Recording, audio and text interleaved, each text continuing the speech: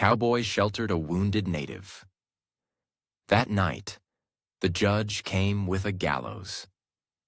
The words weren't spoken aloud. Not yet. But they hung in the back of Ethan McGraw's throat like blood before a cough, thick with meaning, bitter with truth. It had started with the sound of hooves, one set, dragging through the hard pan like a dying prayer. Dusk hadn't yet fallen, but the day was already drained of color. Sky pale as old bone and the wind dry enough to crack a tongue. He'd been out by the north fence line, mending a busted post with cedar and rusted wire, when the shape slumped from the rise and dropped into the dust by the well. He didn't move at first. Neither did Ethan. From 40 paces, the figure looked like a boy. Small, light, all ribs and limp arms. But as he got closer, walking slow, one hand still around the handle of his fencing hammer, he saw the truth. Not a boy, a girl. Maybe 16, maybe 20. Skin dark with earth and blood. One leg twisted wrong, moccasin missing, the other foot raw as peeled bark. Black braids stiff with dust and dried blood. A gash across her side glimmered wet. She was breathing, barely, and muttering something, fast and low in a language Ethan didn't know but had heard before. Comanche. He knelt beside her. The hammer slipped from his fingers. "You run far, girl?" he asked, quiet, though he knew she wouldn't understand. Her eyes fluttered but didn't meet his. A year ago, he would have left her there, would have turned back toward the fence line and let the prairie decide her fate. Not out of cruelty. Out of knowing. Knowing what happened when a white man took in a bleeding Comanche. Even a girl, even a half-dead one. The rules out here weren't printed anywhere, but they were carved into wood and bone all the same. But this wasn't a year ago. This was after Carson. After the hanging. After the empty crib and the whiskey nights and the letters he never sent. He didn't live like a man anymore. He just stayed alive. So he bent down, slid his arms under her light frame, surprised at how light, and carried her into the barn. The moment the light left the doorway behind him, the scent of hay, sweat, and horses wrapped around his senses. He laid her on an old saddle blanket near the feed trough. His mare shifted in her stall, nostrils flaring. The girl stirred when her back touched the ground, face twitching with pain. He found a kettle, water from the well, and the last of the clean cloth from his late wife's sewing chest. He boiled the water over a barn lantern, tore the cloth with his teeth, washed her wound. She didn't scream, didn't even flinch, just kept whispering that same sound, that same rhythm. It was her name, maybe. Or maybe it was a prayer. The wound wasn't clean. A deep slice, likely from a blade. Not a bullet, not a fall. Something personal, up close. He cleaned it the best he could, wrapped it tight, and didn't ask himself why. The wind changed just after sunset, carried the smell of distant fire. Not his. Someone else's. Ethan sat on the barn steps, chewing dry tobacco and watching the hills in silence. His Winchester leaned against the wall beside him, but he didn't hold it. Not yet. He'd lived on this land 12 years, buried a wife under it, buried a son in it, watched 3 different sheriffs come and go, 2 hanged, 1 shot. He knew what waited when something wandered this far west bleeding and alone. It meant somebody else was coming behind. A rider. Or worse, a mob. He spat into the dirt. The girl hadn't spoken English, hadn't opened her eyes. But she hadn't died either. And now the wind carried fire. That night he didn't sleep, just sat with the rifle across his knees and his back to the barn door. Somewhere near dawn, the girl moaned. The sound was soft, dry, broken at the edges. He stood, eased inside, knelt beside her again. Her eyes were open this time, barely, but enough. "Water," he said, tilting the canteen. She drank, mouth trembling, then whispered something. He didn't understand. She tried again. Voice raw. "Where's horse?" He blinked. "Gone. Came in alone." She nodded as if she'd expected it. Her face twitched, not from pain, but memory. "You got a name?" She blinked, slow. "Name?" he repeated, pointing to himself. "Ethan," then tapped her chest. "You?" She didn't answer, just closed her eyes again. But he caught something else. A small tattoo. Faint, hand-inked, like soot pressed into skin. Just above her left collarbone. A ring of dots. Tribal. He'd seen something like it once on a warrior they found hung from a cottonwood south of town. Back then, they'd called it Comanche witchcraft. Now, it just looked like truth. He buried the blanket with dried blood out behind the corral. Not because he feared disease, but because he knew the kind of man the judge was. Judge Emery Wills didn't hold court. He held rope. He was tall, always wore gloves, even in summer. Claimed it was for the arthritis, but folks said it was to hide what he did with his hands when the law turned its back. He'd hanged a boy of 13 for stealing sugar, burned a half-breed preacher's house with the preacher still inside. Ethan had once fixed the judge's fence years ago. Saw him slit a dog's throat because it barked while he spoke. And now, Ethan had a bleeding Comanche in his barn. She was walking by the third day, limping, bent, but upright. Her name came slow.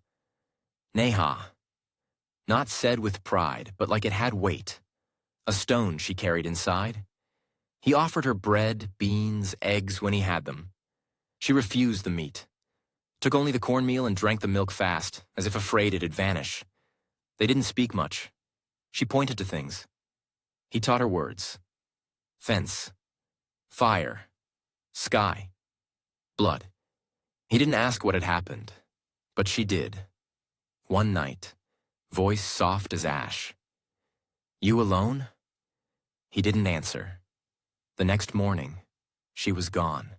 Left nothing but the bandage and a pine needle bundle near the blanket. Something sacred, maybe. Or a thank you. The gate was still open. He didn't follow. He was feeding the hogs when they rode up. 5 of them. 2 deputies. 1 barkeep. 1 drifter from over the county line. And Judge Emery Wills, still wearing his gloves. They didn't knock. Just rode right into his yard like they'd been invited by the devil himself. Dust hung around their boots like bad spirits. The judge was first to speak. "Morning, Mr. McGraw," he said, voice like a silver fork scraping metal. "You see a girl pass this way?" Ethan didn't blink. A girl. Indian, light-footed, bad leg, ran off from town after killing a man. Ethan spat. "A girl killed a man?" Wills smiled. "Happens more'n you think." The others laughed. Ethan didn't. "What makes you think she came this way?" The judge leaned down from his saddle. "Trail goes cold near your south fence, then vanishes. She had blood on her. That's a sign, and she's got that look." "What look?" "The kind that draws mercy out of fools." Ethan didn't move. "She's Comanche," the judge went on. "One of the last, dangerous, fast, and she gutted a trader in Red Bluff. Stole from him first, then ran. Any proof?" "His body," the judge said, and smiled again. "His blood." Ethan looked toward the barn, then back at Wills. "Check if you like," he said. The judge raised a brow. "You inviting us in?" Ethan stared at him. "You want in? You better be sure what you're hoping to find." A silence fell then. Heavy. Measured. Like the space before thunder. Wills didn't move, but his horse pawed the dust once, twice. Then the judge nodded. "Search the barn," he said. The men dismounted, and Ethan's fingers drifted, quiet as prayer, toward the rifle leaning by the fence. That's when it started. That's when everything changed. That's when the dust began to rise. Again, the wind that morning came low from the canyon, Not sharp enough to stir leaves, but thick enough to move dust and carry voices. Ethan stood still beside the fence rail, his fingers inches from the Winchester, boots planted in the churned soil like the roots of a cut tree that still hadn't fallen. The judge's men were already spreading. One toward the barn, one toward the outhouse, the other trailing slow past the rain barrel. Boots in dirt, spurs catching sunrise. No hurry in them. That was the danger. It meant they thought they had time to kill. He could have reached for the rifle, could have chambered around and spoken with gunpowder instead of words. But the sound it would make, sharp and final, hadn't yet found a home in his chest, not while there was still silence to keep. So he waited. Judge Wills hadn't dismounted. He sat straight-backed on his sorrel, reins loose, one gloved hand resting on the horn of his saddle, watching Ethan the way a vulture might study a man too stubborn to lie down and die. His eyes weren't angry. They were worse. Patient. "You still drink, McGraw?" the judge asked, tone casual, as if they'd run into each other on market day. Ethan didn't answer. "Thought not," the judge continued, tipping his head just enough to scan the barn. "You've always been too clean for your own good. Wife must have kept you that way." That pulled something in Ethan's jaw tight. He didn't flinch, but the set of his shoulders changed. "I'm not here for trouble," Wills said, lifting his hands, both gloved, both spotless. "I'm here for justice, same as always." The barn door creaked open. Ethan's heart kicked once. Not fear, not quite. Something older, like the ache behind a scar when rain's coming. The drifter stepped out first. Tall, rangy, hat too wide for his skull, chewing something that didn't belong in his mouth. Behind him, Deputy Tarleson, young, still wet behind the ears, mustache barely holding on, nodded once. "Nothing," the deputy said. "Just a feed bin, saddle blankets, tack, clean." Clean. A word like rope, depending how it was used. Wills didn't react, just nudged his horse forward 2 paces. "You heard anything strange the last few nights?" he asked Ethan. "Crying? Chanting? Could be she was hiding close. These people, they know how to move quiet." "These people," Ethan echoed. "She's a girl, hurt, likely dying." "She's a killer," Wills corrected. "Or don't that matter to you anymore?" The way he said anymore wasn't lost. Ethan didn't respond. He let the silence stretch. The judge took that as permission. "See, the thing about the law," Wills said, voice smoothing out like oil, "is it don't matter what you believe. It don't care who's guilty in your eyes. It only asks one thing. Are you on the side of it or not?" He turned his horse away, slow, then added, almost offhand, "We'll be back by nightfall, with rope." He didn't say why. He didn't have to. They were gone by the time the light changed. The last rider left a trail of boot tracks over Ethan's well-worn porch. A mark, maybe. A reminder. Ethan didn't move until they vanished behind the ridge. Then he did. He didn't run. He walked. Slow, precise. First to the barn, then the coop, then to the rise above the dry creek bed where the wind shifted and the cottonwoods whispered. She was there. Neha, half buried in sage, wrapped in a blanket darker than dust, her eyes just barely showing through the folds. Watching. He didn't speak until he got close. "You ran too early." Her lips didn't move, but he saw the answer in her stare. "I stayed," she said. He nodded. "They'll come again," he said.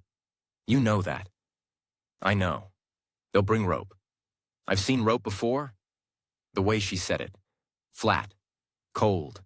Like someone who'd already hung once in her mind. "Tell me," he said, crouching. "Did you kill him?" She blinked. "No. That's not what matters."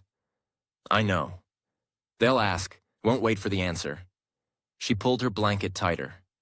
He touched, she said. His hands, not like men are supposed to. I stopped him. Ethan looked at the earth, then at her, then at nothing. You've got half a day, he said. To do what? Disappear. She tilted her head faintly. You want me gone? I want you alive. She didn't move. He looked down the ridge. Wind rising now, the smell of dust, and something else. Smoke. I can get you to the ridge cut, he said. From there, the canyon trail's open. They won't track well on stone. I can't run far. Then walk straight. And you? He didn't answer. But he didn't have to. They rode in again just after sundown. Lanterns this time. 5 of them again. One with a mule. And on that mule, coiled tight and clean, a gallows kit. Judge Wills rode in front. Evening, he called, as if visiting for supper. Ethan stood by the corral gate. Hat low, rifle nowhere in sight. She's not here, he said. Wills dismounted slow. No? He said. Then I suppose we hang you instead. He smiled, the kind of smile that didn't belong in the mouth of a man who still called himself righteous. The others dismounted too. Deputy Tarleson kept his hand near the trigger. Let's talk plain, Wills said. I like plain.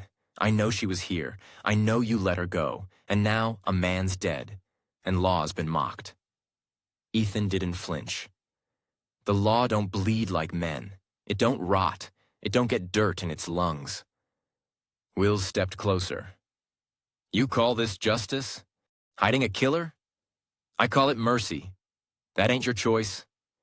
It was that night. It is now. Wills stared, long, unmoving. Then, hang him. 2 men moved. Ethan moved first. The rifle came from behind the trough, 1 shell already in the chamber. He didn't aim it yet, just held it. Don't, he said. You gonna shoot lawmen now? Wills asked, raising a brow. That your story? I'm not aiming at lawmen, Ethan said. Just at liars. Another step. Another twitch. But the deputy hesitated. Young still. Unblooded. The judge sighed. This is a mistake, McGraw. I made worse, Ethan said, and survived. She killed a man. He earned it. She'll die slow. She already has. For a long moment, nobody moved. Just the creak of leather.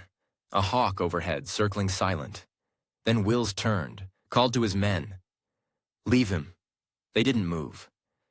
I said leave, he barked, grudging, slow. They mounted. Wills lingered. You won't keep her safe, he said. Not from time. Not from men. She'll run faster without my blood on her boots. The judge nodded once, then left. That night, Ethan didn't sleep, didn't sit either.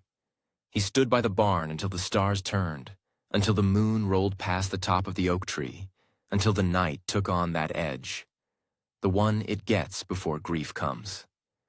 He lit a lantern, went into the barn, found her bundle, pine needles and twine, and set it beside the old Bible. The pages didn't flutter, but something inside him did. He thought of the rope, and the girl, and the land between, and knew none of it was over yet. The rope wasn't left behind, but its shadow lingered. Ethan knew what hung men wasn't always the noose.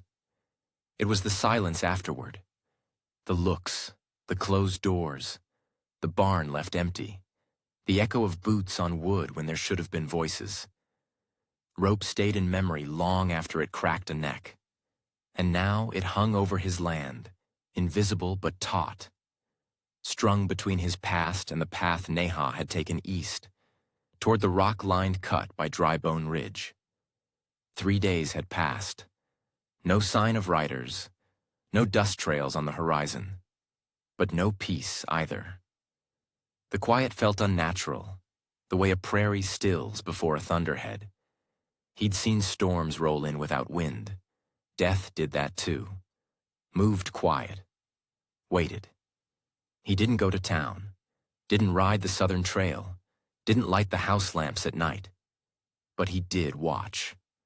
Always, from the porch, from the rise behind the chicken run, from the line of cottonwoods where he buried his wife. Each evening he stood by the marker, her name carved careful into sandstone with a dull chisel, the year of birth but no death beside it. Because grief doesn't end where breath stops, and every time the wind rose in the east, he listened for hooves, or war cries, or something else he couldn't name, but none came, until the fourth night. Just after dusk, when the last sliver of orange faded behind the butte and the air began to smell like split pine and dried blood. The rider came fast, wrong saddle for the terrain, spurs too clean, no dust on his boots. That told Ethan more than any badge could. A lawman from another county, a letter writer, someone sent, not born here. Trouble. He dismounted awkwardly, like he hadn't ridden long. Ethan didn't greet him, just stood at the edge of the porch, arms folded, eyes sharp beneath the brim. "Ethan McGraw?" the man asked. Ethan nodded. "I'm Deputy Forsyth, out of Wichita County." Ethan didn't offer a hand. The deputy hesitated, then continued. "Got word from Judge Wills you might have sheltered a fugitive. Comanche girl, wounded." Ethan said nothing. Forsyth shifted. "We're not here for a hanging. Not yet. We just want her found. Man she stabbed was a traitor named Beecham. Had a record, sure, but the wound was deep.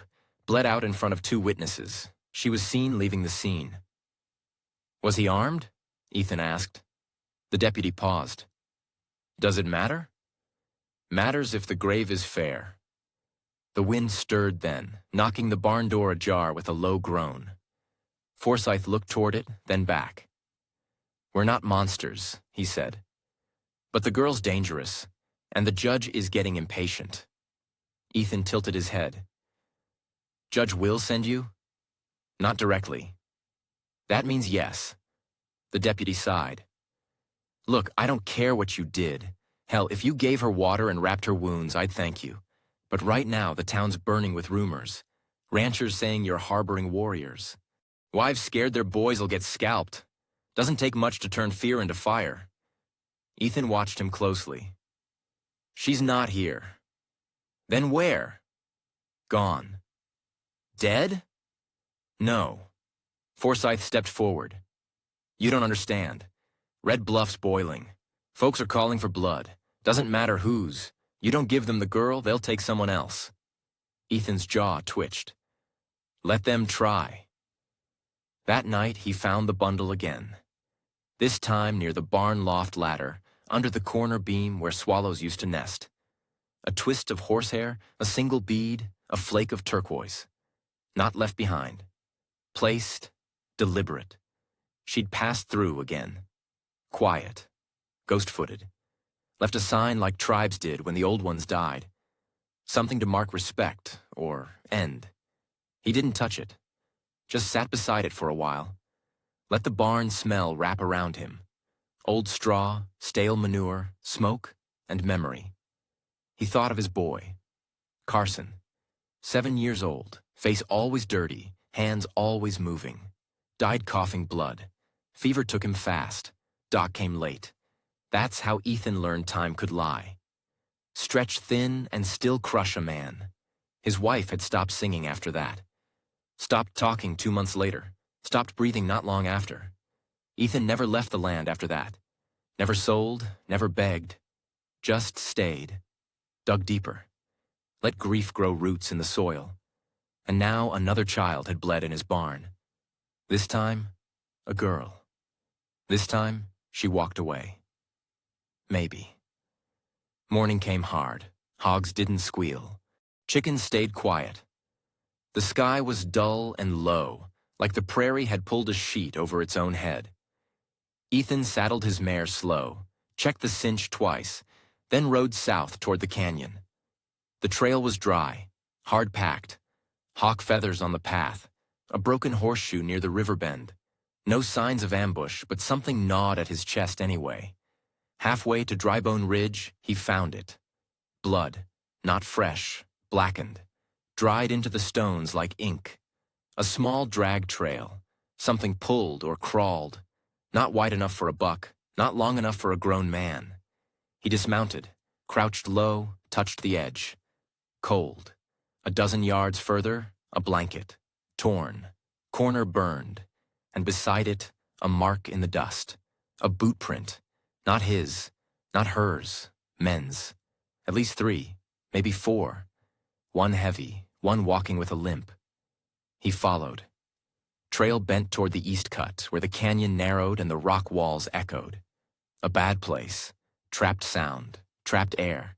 No way out once you were in. He hesitated, then went in anyway.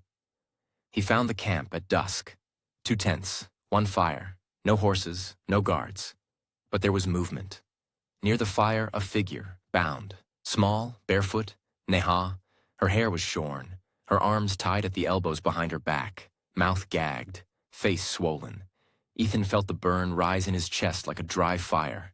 No words, no plan, just motion. He stepped forward and stepped on a twig. It snapped like bone. Voices rose. A man stood, tall, unshaven, rifle in hand. "Who's that?" Ethan stepped into the open. "Evenin'." The man raised the rifle. "Who are you?" "Neighbor." "You ain't invited." "Didn't come for tea." The second man rose now, the one with the limp. Face long, eyes dark, knife on his hip. Ethan let them see the butt of his rifle, but didn't raise it. "Girl's not yours," he said. "She's wanted." "By you?" "By law." "You ain't law." "No," the limper said, smiling. "We're justice." That's when Ethan raised the rifle. Didn't fire, didn't need to, just enough for the message to settle. The taller man spit. "You gonna die for her?" "I already died once," Ethan said. "Didn't take." The fire cracked between them. No one moved.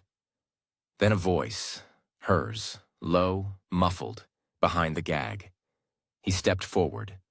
A shot rang. Not from his rifle, from behind, from the ridge. A third man, hidden, had fired. The bullet grazed Ethan's shoulder, knocked him back, made him stagger into dust. The others moved. Ethan dropped flat. Rolled. Fired once. The man on the ridge screamed. The camp exploded into noise. The girl thrashed against her bindings. The limper lunged. Ethan caught him mid-stride, rifle butt to the jaw. The taller one tackled him, fist to ribs, knee to gut. They rolled in the dust. Ethan grabbed the knife from the limper's belt, drove it upward. Warmth spread across his hand. The taller one fell, gurgling. The ridge shooter tried to crawl. Ethan didn't chase.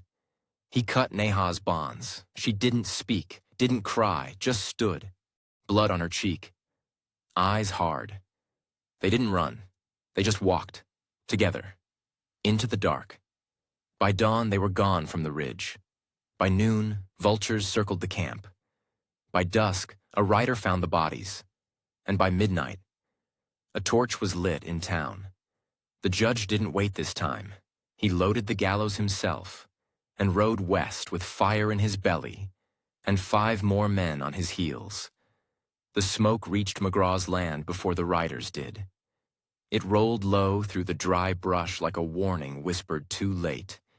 Thin at first, then thick enough to settle in the lungs, turning breath to grit. Ethan smelled it before he saw it, standing by the well with his shirt soaked through at the collar, one boot already half-laced. He knew what it meant. Fire was coming. But not the kind that burned trees, the kind that burned names. He moved quickly, but not rushed. Years on the land had taught him that panic gave away more than calm ever did. He saddled his mare with practiced hands, cinched the straps twice, and checked the rifle twice more.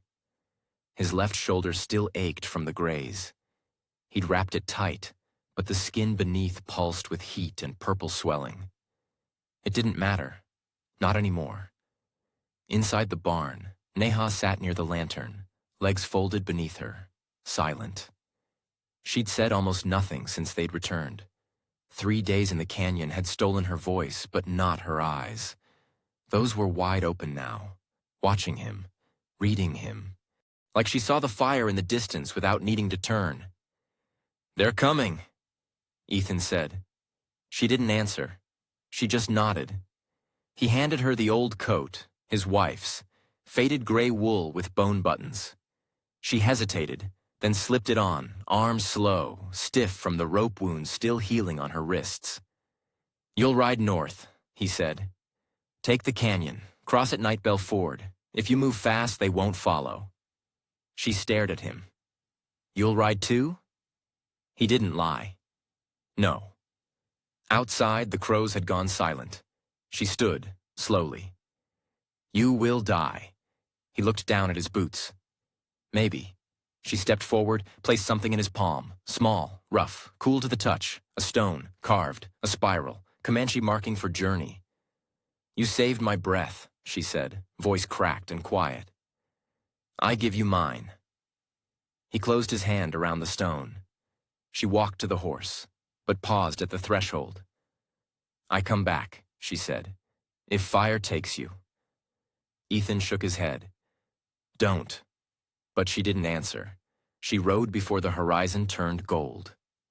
They came 2 hours later, 6 riders, 2 with torches, 1 with a shovel strapped to his saddle, and Judge Emery Wills at the head, his gloves fresh, his expression the same unreadable calm worn by grave diggers and snake oil men. His hat shadowed his brow, but Ethan could still make out the tight pull at the corner of his mouth. The men fanned out around the yard without orders. They'd done this before.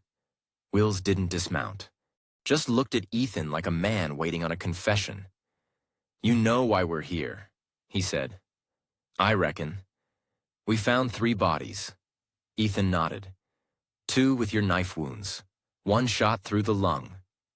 "Could have been the girl," Ethan said. The judge leaned forward. "Was it?" Ethan didn't answer. Behind Wills, one of the men, a lean cowpoke with a scar across his neck, stepped toward the barn. Ethan's rifle was already raised before the boot landed on the threshold. "She ain't in there," Ethan said. The man stopped. Wills held up a hand. "Easy. Let's not spill blood over suspicion." He turned back to Ethan. "This could have gone another way. All you had to do was let her die, or let her hang. But now there's graves, and those boys had families, brothers, sons. I can't let that pass." "You ever ask what she was running from?" Ethan said. "I don't chase questions. I chase the law." Ethan studied him. "The law's what a man lets it be. Rope's just a tool. So's a bullet. Depends who holds it." The judge smiled, thin. "Still preaching, even now." Ethan stepped forward, just enough to put his boots square on the porch edge. "You came for her," he said. "She's gone. You know where? No? You sure? I ain't a liar." The wind shifted, carrying the smoke westward. Behind the judge, one of the men spat into the dirt. Another scratched at the mule carrying the gallows kit. Wills nodded slowly. "Then we'll dig here." Ethan's brow twitched. "For what?" "For justice." "You plan to hang me for what you think?" "No," Wills said. "I'll hang you for what I know." There was a pause. Then Ethan stepped back into the barn and came out with the rope, the same one they'd brought weeks before, the one they'd left behind when they couldn't find her. He tossed it onto the porch boards, heavy, coiled, still marked with red clay at the end. "You want to hang a man?" he said. "Do it with your own rope." Wills dismounted. Slow. And that was the moment Ethan saw it. The flicker. Not of fear, but of something more dangerous. Uncertainty. The judge wasn't used to men like Ethan. Not anymore. Not since the rail came through and made cowards rich and brave men poor. He walked forward, close enough for Ethan to smell the cedar oil on his gloves. "This land ain't yours no more," he said. "It never was.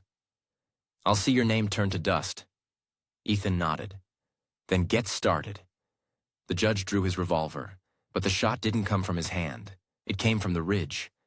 Echo sharp, too high-pitched for a rifle. A warning. Every man froze. A second shot followed. Then, movement. From the tree line, shapes. First one, then two, then five. Comanche riders, silent. Faces painted, lances high, not charging, just there, like ghosts from an old story. At their center, Neha. Ethan blinked once. She rode with her chin high, her wound still fresh beneath the coat, but her hands steady on the reins. Behind her, a woman. Older. Long gray braid. Eyes like stone. Wills turned. His revolver trembled. "This ain't your fight," he said. The old woman stepped forward, dismounted. Then she spoke. Not English, not Spanish, but the way she moved, slow, deliberate, made every man listen. Neha translated. She says, "You hung her son for a horse." Wills paled, just a fraction. "She says the horse was white, but your rope was darker." Ethan watched the air shift between them. "She says no blood repaid, no stone turned, only gallows, so now you dig." Wills looked to his men. None moved. Neha dismounted, walked to Ethan. "You lied," she said. "I told you to run." "I did, and I told you not to come back. I know. You bring them?" "No," they followed. The old woman handed Ethan a pouch. He opened it. Inside, a single bullet, wrapped in buckskin, marked with a cross. "She says it's for your grief," Neha said. "If you need it." Ethan closed the pouch, then turned to the judge. Wills hadn't moved. His men now stood between two winds, the law they feared, and the one they'd just seen ride out of the hills. "You still want your justice?" Ethan asked. Wills didn't answer, but his hand dropped the revolver. It landed in the dust. Quiet. The old woman turned, mounted. Neha followed. Before she left, she looked at Ethan. "Next time," she said, "I save you." He smiled. "Almost. They'll still come," he said. "Others?" "I know." She vanished into the dusk, and Ethan stood alone again. But not empty. Not this time. He picked up the judge's revolver, turned it in his palm, then tossed it into the well. No splash came, just silence. And for once, it was enough. The air smelled different that morning. Ethan McGraw noticed it before his eyes opened. Before the crows. Before the sun dragged itself over the cracked ridge of dry bone cut. It was in the soil. How it held the night's chill longer than usual. It was in the barn. How the mare's breath fogged and hung low. It was even in the wind, too still, too careful. And when the earth goes quiet, it means something's coming. He rose without sighing, lit the stove, let the coffee burn long and black. No appetite, just warmth. The fire spit a single coal onto the floor, and he stomped it out without looking. He strapped his boots slowly, each lace pulled like he was bracing for rope instead of a ride. Then he sat on the porch, rifle beside him, hat low, hands open, waiting. Across the pasture, the morning light began to rake through the mist like fingers through smoke. That's when he saw them. 6 figures, moving slow as if even their horses doubted this ride. Judge Emery Wills led the way. He wore the same gloves, same coat, same crooked smile hidden under a cleaner hat.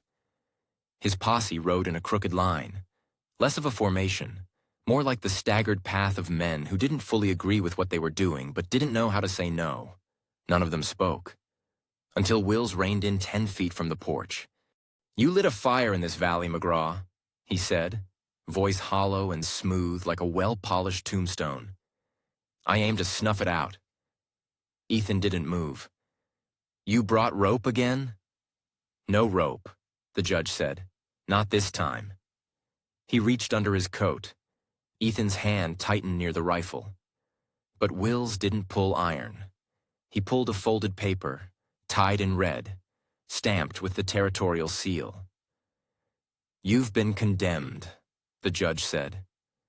By ink this time, not gallows. New decree says your land's forfeited.